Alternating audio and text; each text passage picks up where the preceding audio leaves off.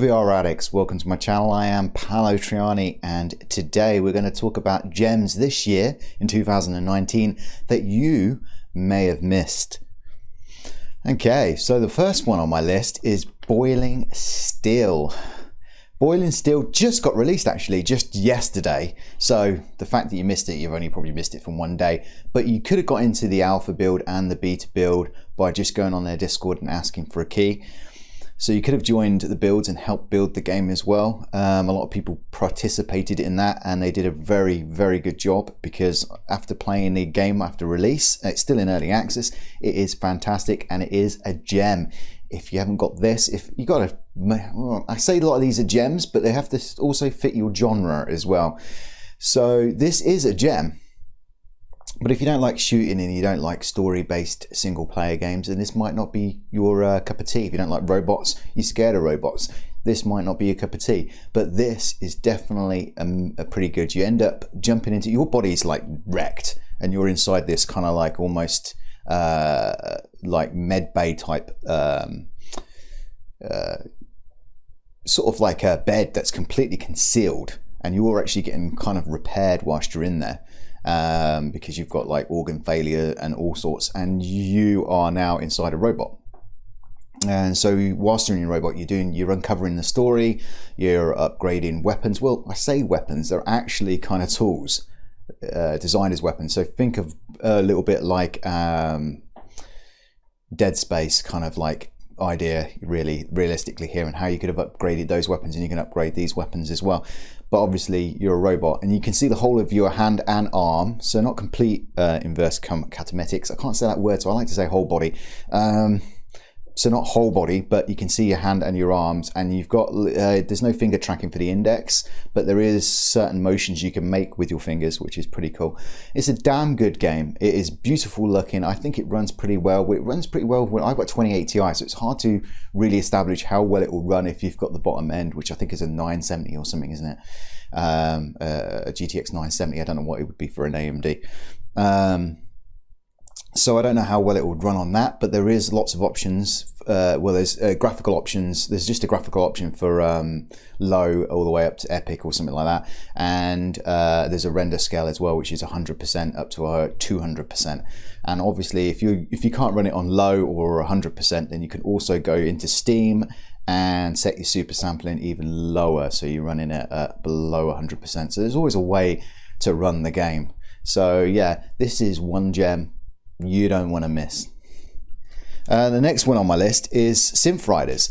Synth Riders, I think Synth Riders is one of the best beat games that come out this year. Everyone knows that Pistol Whip came out and Audica came out. They're both fantastic games, but Synth Rider is also fantastic. If anything, it could be some people's better game. Some people would probably prefer Synth Riders and Audica and Pistol Whip. I'm almost one of these people myself. I have to say, Pistol Whip kind of, when it gave you that first feeling of being John Wick, it was incredible. So I think Pistol Whip just gets it for me, and Audica's too much of a learning curve to enjoy, in my opinion. But it is still great. I do get better at it, and I have played quite a few hours of Audica, but I still think that Synth Riders just gives you a really nice feeling as well. It gives you the same kind of feeling that Beat Saber gave you when you first got it, but with some really cool songs. I actually love the soundtracks of some of the songs I tried on Synth Riders. It's absolutely fantastic. Looks gorgeous, nice and sharp, absolutely brilliant rhythm game. If you're not into a rhythm game, of course this is not going to be for you. But if you are into a rhythm game, this is one gem you may have missed. You don't want to miss it. Okay, next one is Last Player. Last Player is a battle royale game, a shooter battle royale game that came out this year. At first it didn't do very well because it ran really poor on a lot of people's systems. Obviously I got 2080 Ti, so it ran perfectly fine for me, and I gave it an absolutely stonkingly good review. I thought it was an amazing game. I actually preferred it than Standout, even though Standout's very good. But this felt more like your typical kind of battle royale game that you used to when you play PUBG, if you ever played PUBG. And if you're a fan of PUBG, this is a must to check out. It's got mostly positive reviews now on Steam, so it's gone from, you know, being pleasantly, well, about positive, or sometimes even it was like negative at one point, I think, when it first came out, to positively now. mostly positive. So that's fantastic for a game, and it's a really good battle royale game. I felt it really looks good. It plays pretty well. It definitely is the sort of battle royale game that we're used to getting, obviously, because we haven't even got player one yet, have we? We're still waiting for player one. So if you're into shooters and you're into battle royale, don't miss this one out, because this is a big gem that I think a lot of people have probably not even heard of, let alone missed. So anyway, next game. Thief Simulator VR. That didn't come out long ago, actually, Thief Simulator VR. I think it was the end of November, so not that long ago, realistically, but you might have missed it. Thief Simulator is actually more comedic than it is a thief simulator. Well, it is a thief simulator, but it is also quite funny as well of a game. I think it looks okay. It doesn't look too bad, but the first mission you do, you kind of nick in a frying pan, which they call a saucepan, may I add, which may be the same thing in some countries. Who knows? In my country, it's frying pans, saucepans, a saucepan are two different things. But it's kind of funny, because why would anyone steal one of them for? It's not worth anything. But that's the kind of gag, isn't it, realistically? And you can do quite a lot of things. There's a lot of way approaching how to get into a house and steal, and then go back, and you know, you've got kind of like a free roam of like a village or whatever, and you can go back and pawn shop the stuff you've bought. You can go to eBay. Well, it's not called eBay, it's called Black Bay. So, you know, they make even fun of the names. It's fantastic, you know, not to get copyrighted. You know, they call it Black Bay. It's really fun. I thought it was a very good game, and it might be something somebody might miss as well. It's one of those games as well, if it had co-op or multiplayer of some sort, it could actually be a really what can I say, like one of those YouTube videos where, you know, like some people like lock onto some like VR chat and other games kind of like that, and they can make a whole YouTube channel on one game. This could do that if it had that. Anyway, it's a gem. You don't want to miss it. If you kind of don't mind that kind of thing, don't take it too much as a simulator. Take it as more of a fun game to play, because it is fun. Next one on my list is Vertigo 2 demo. Have you tried the Vertigo 2 demo? If you haven't tried the Vertigo 2 demo, go try it. It's an absolutely amazing demo. It also has finger tracking for the index controller. However, they don't really utilize it, I feel. But that's only in the demo. They might do in the full-fledged game. And to tell you the honest truth, when you actually play this, you kind of feel like, oh my God, it feels almost like it's ready to play. When I played it, I was kind of blown away by this demo. Do not miss it. It's free to download on Steam. It's a gem. Do not miss the Vertigo 2 demo. Next one. Hellsplit Arena. Hellsplit Arena. When I played Hellsplit Arena, the first thing I thought was, oh my God, this is beautiful. Hellsplit Arena is beautiful. It's a hack and slash kind of like combat game with really decent combat in it.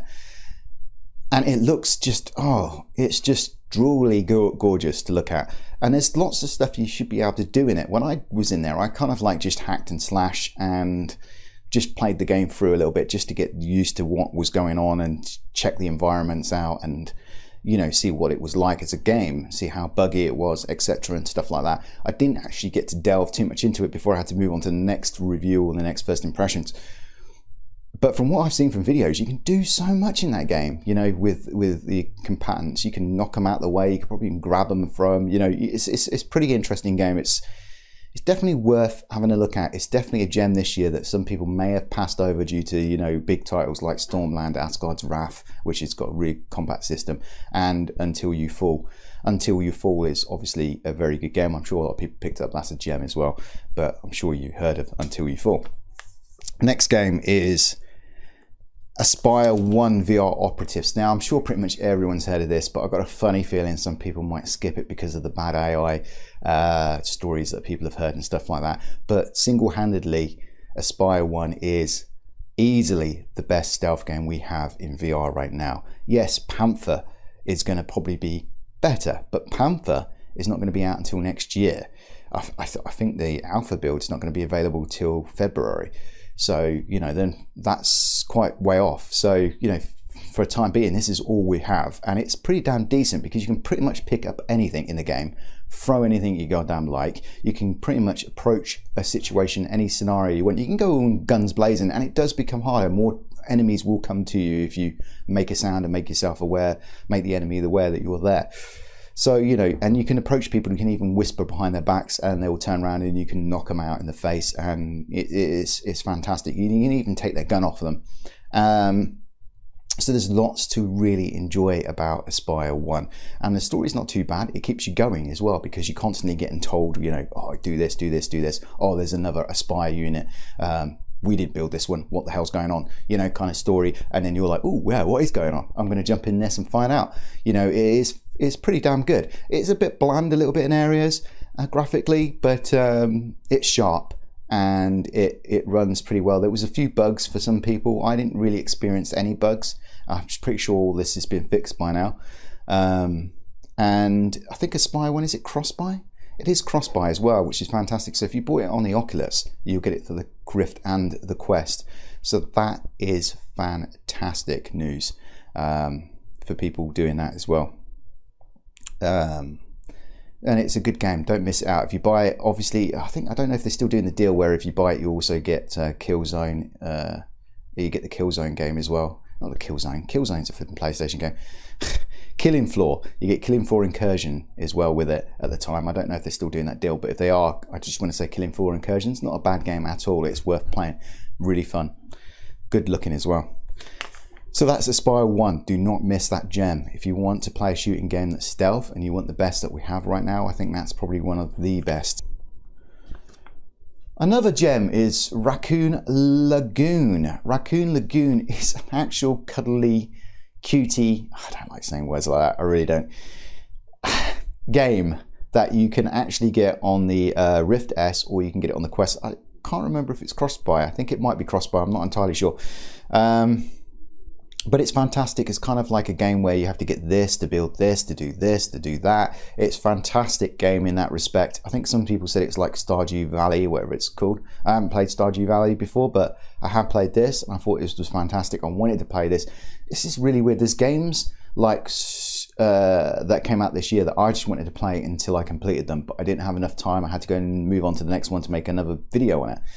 And this is one of those games. I enjoyed this so much that I just didn't want to put it down. I just wanted to carry on playing it, but then something else came out and I had to do that video as well. And then before I knew it, the kids already completed the game on the Quest and they loved it. Yeah, so my kids absolutely love this. It's really colorful. It's fantastic game. And obviously, you know, being really colorful is important on the Rift S because the colors aren't as vibrant as, say, the Cosmos or the Index.